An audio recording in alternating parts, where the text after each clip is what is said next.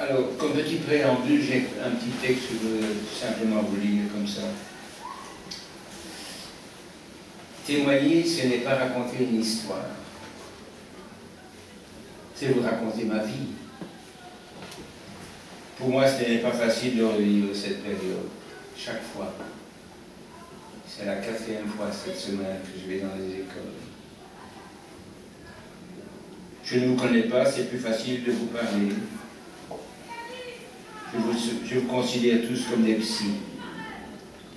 Je ne le garde pas en moi, je le sors et je parle. Je ne suis pas une vedette. Je ne suis pas une poussette pour faire un show. Je ne suis pas un héros. Mais une victime de la barbarie nazie. En conclusion, je vous demande, et je vous le demande sincèrement, de ne pas m'applaudir après, parce que ça me dérange. Vous pouvez dire merci, si vous voulez venir me parler après, je suis à votre disposition. Mon témoignage sera en 2 parties. Au milieu, vous pourrez me poser toutes les questions que vous voulez. Le mois prochain, voyez-vous, je vais avoir 86 ans. Je suis un vieux bonhomme. Et vous parlez de cette époque. Je me souviens quand j'avais votre âge. Aucune comparaison avec vous. Je n'avais que votre âge. Toute la technologie dans laquelle vous baignez actuellement, et c'est tout à fait normal, vous en profitez.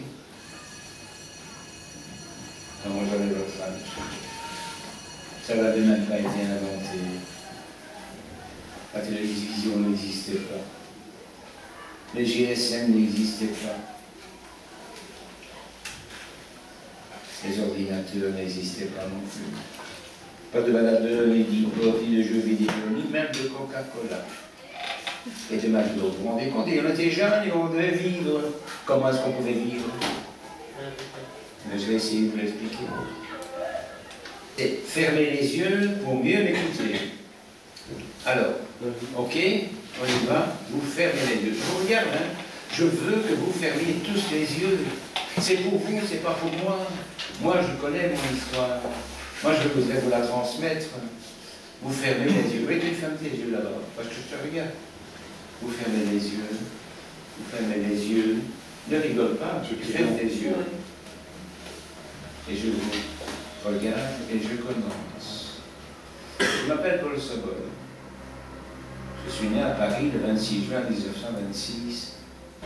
Je savais que mes parents étaient des gens très simples. Mon père était un ouvrier, il travaillait dans le milieu de la fourrure, mais il n'était pas fourreur. Il préparait les pots. Je savais aussi que j'étais dans une famille juive, mais comme on n'était pas religieux et qu'on parlait français à la maison, vous savez, pour moi, ça n'avait aucune incidence. Je savais aussi que mon père était né à Varsovie et qu'il avait quitté sa famille en 1920 parce que c'était des très grandes familles à l'époque, 12, 13 gosses, il était le dernier. Il a dit, moi je vais essayer de gagner ma vie ailleurs. Et comme ça, c'était très fleur bleue. Et puis voilà, avec ces jeunes, on voulait vivre notre vie de jeunes, comme vous aujourd'hui, est-ce que la crise? Non, on voulait vivre malgré la guerre. Et alors on allait danser dans les caves, sous de la musique américaine qui rentrait en fraude.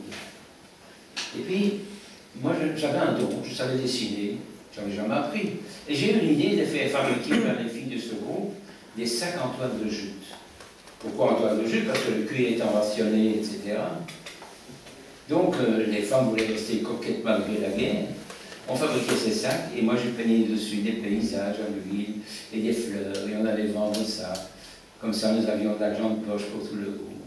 Et comme, malheureusement, le 13 juin 1944, en pleine nuit, la Gestapo entoure la petite maison où nous étions cachés.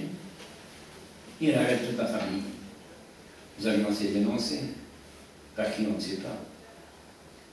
Mais il nous surveillait déjà depuis quelques jours. Parce qu'il savait que toute la famille était réunie le soir Moi aussi, je rentrais tous les soirs pour manger ma soupe, etc. Mon père aussi, il avait des faux papiers et il continuait à travailler. Il fallait qu'il nourrisse quand même sa famille. Bon, ils nous ont pris, ils nous ont pas spécialement brutalisés, mais enfin bon, on a pu faire une petite valise chacun avec quelques effets. Et puis ils nous ont mis à la Gestapo, à Louise, on l'a mis dans les caves, là il y avait d'autres personnes qui étaient arrêtées aussi. Et puis le lendemain, en camion, ils nous ont amenés à Malines. On a été amenés à la gare. Il y avait des wagons de marchandises, là, il y a une locomotive. On nous a embarqués dans les wagons de marchandises, comme du bétail, 45 ans par wagon, avec un seau pour les besoins, un seau d'eau pour les boissons. Nos petites valises, c'est quelque chose, tout ce qu'on avait. Et puis quand le train était chargé, on devait être 700 ou 800 au total. Le train est parti. Alors moi, dans ce wagon, j'avais un crayon et un bout de papier, et puis j'ai écrit un petit mot à mon ami Nelly. « Dit, cher Nelly, nous sommes déportés vers les pays de l'Est, nous ne savons pas où. Nous sommes pleins de courage, nous reviendrons. Tu dis bonjour aux amis, je t'embrasse très fort. » Et je mets son nom et son adresse. Et ce papier, voyez-vous, je le laisse tomber entre les planches du plancher de ce wagon.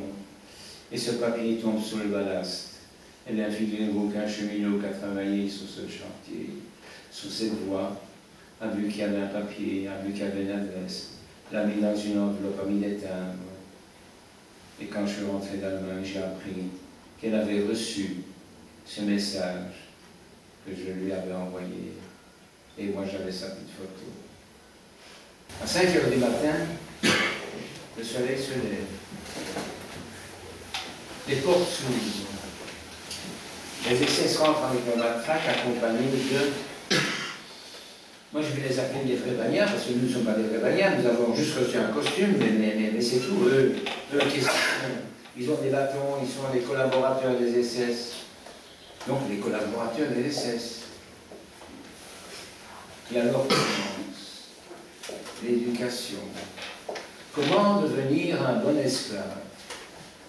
Obéissant aux ordres en allemand, connaissant pour chacun son nouveau nom, qu'on a marqué dans la chair de son bras gauche. Moi, je devais m'appeler B3635.